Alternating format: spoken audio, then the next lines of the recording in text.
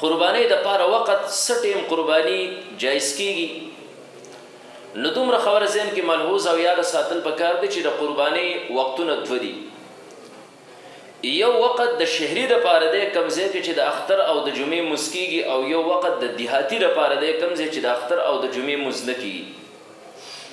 د دیهاتی د پاره کم چې دیهات ال تر اختر او د قرباني مزنکیږي، نو داغو د پاره وخت د قرباني دار صبح صادق نه دا ورسته شروع کیږي. غوړه دار چې نور راوخیږي داغه نو ورسته د دی وخت چې نو دا شروع شي. او کم چې شهري دی یعنی په کم ځای کې د جمعې او د اختر مسکیږي داغو د قرباني وخت د اختر د مز نو ورسته لري. کچرته کې دیو قرباني د اختر د مز د مخ کې وکړه نو دا صرف غوخه دا ثواب د قرباني دیو ته نه ملاويږي پرې باندې. اعتبار به دا حیوان لور کړی کی چې حیوان په کم ځای کې لري. مثال په تور باندې یو شهري دی یو خاري دی په خار کې اوسېږي، خود د حیوان په دیهاتو کې لري او د چاته الته حکم وکړي چې زماره حیوان الته کې ذبح کوي، نو د سحر د خطون ورسره حیوان ذبح کول شي اختر د مز نمخ کې. کچرته یو دیهاتی انسان دی او د حیوان دا په خار کې لري، نو دغه دیهاتی انسان دا په خار کې د خار مطابق یعنی د اختر د مز نورستو چې نو دا حیوان ذبح کې د غیر مخ کې نشي ذبح کوله.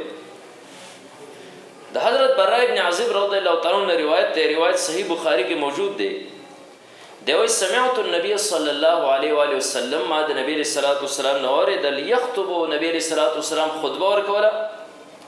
فقال نبی صلی الله علیه وسلم فرمایل ان اول ما نبدا به من يومنا هذا، منګه نن ورځ چې منګه ابتدا په ورځ باندې کوو د سنه وکاو ان نصلي مزبکو د اختر مزبکو، ثم نرجع وننحر، بیا به د اختر نه واپس کیږو قرباني وکاو. فمن فعل فقد اصاب سنتنا، چا چې دغه شان د کار وکوي د اختر منځ وکړو د غیر ورسته قرباني وکړه، نو فقد اصاب سنتنا د زمون د سنتو مطابق درست کار وکړ. او کوم یو انسان چې قرباني د اختر د مز د مخ کې وکړه نو فانما هو لحم، بس دا یو غوخه یقدم لاهله چې خپل اهل د پاره دغه غوخه تیاری مخ کې کوي. ليس من النسك في شيء، د قرباني د سره څه قسمه تعلق نشته. نو د شهري د پاره د قرباني وخت دا د اختر د مون ورسره د اختر د مز د مخ کې کوم قرباني وشو، نو دا قرباني د نه شوي البته غوخه د خپل بچو لور کول شي، نور د قرباني اجر په دی باندې د تنه ملوي.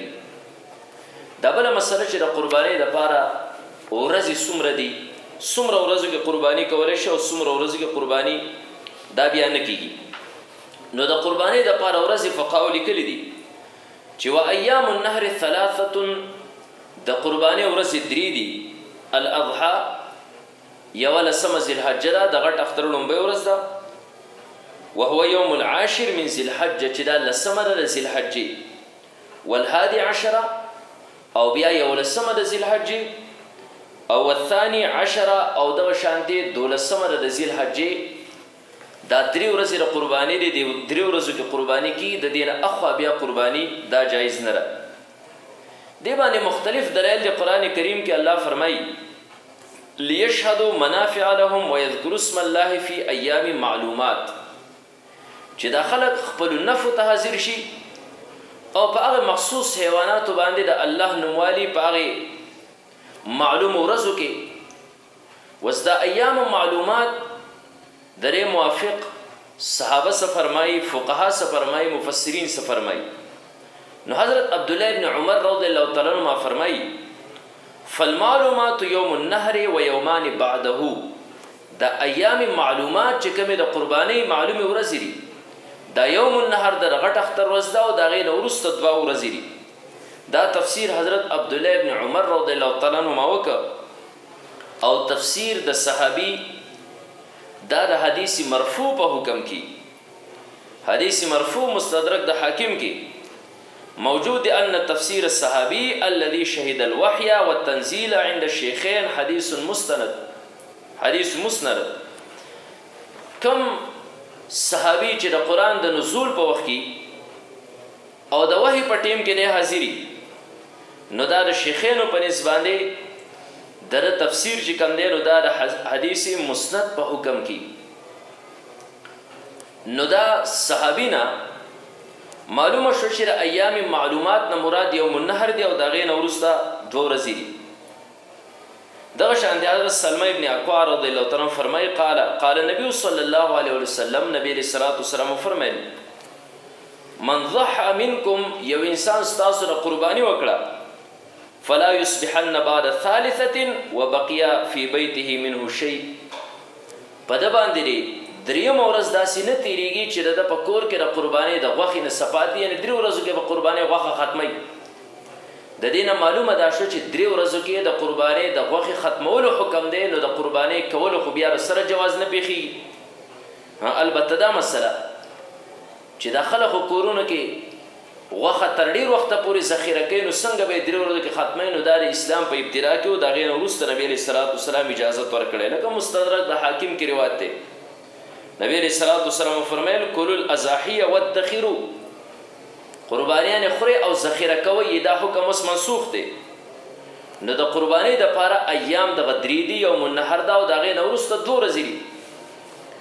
په دغه 2 ورځو کې بیا ته د ورځې هم قرباني کولی شي او د شپې هم کولی شي. البته فقهاو چې د شپې قرباني ته مکروه ویلي د هغې د وجې نه چې یو انسان قرباني په صحیح طریقې سره ذبح نه کړي او تیاری نو که رڼای نو قربانی د شپې هم صحیح ده. لکه ابن قدامه خپل کتاب مغنی کې لیکلی دي چې یجوز فی لیلتی یومی تشریق الاولتین په اولنو 2 ورځو د ایام اولنو 2 شپو د ایام تشریق قربانی دا صحیح ده لأن هاتین اللیلتین داخلتان فی مدت الذبح ځکه دا 2 شپې چې کوم دی لأن هاتین اللیلتین دا 2 شپې چې دي داخلتان فی مدت الذبح دا د ذبح په موده کې داخلي دي فجاز الذبح کالایام نو په دې کې ذبح جایز ده په شان د ورځو. نو دا 3 ورځې د قربانۍ دي. حضرت علی رضی الله تعالی عنہ فرمایي النحر 3 ایام قربانی دا 3 ورځې ده. حضرت عبدالله ابن عباس رضی الله تعالی عنهما فرمایي چې النحر یومان بعد یوم النحر د یوم النحر نه وروسته قرباني دا 2 ورځې نورې دي خو افضلها یوم النحر غوره پکې دا یوم النحر دا وړومبی ده نو د ټولو نه زیاته غوره اوله ورپسې بیا 2مه ورپسې چې کوم دی نو دا 3مه. په دې وجه دا د قربانۍ ایام شول چې قرباني دا په 100 ورځو کې دا جایز ده 100 ورځې قرباني کولی شي.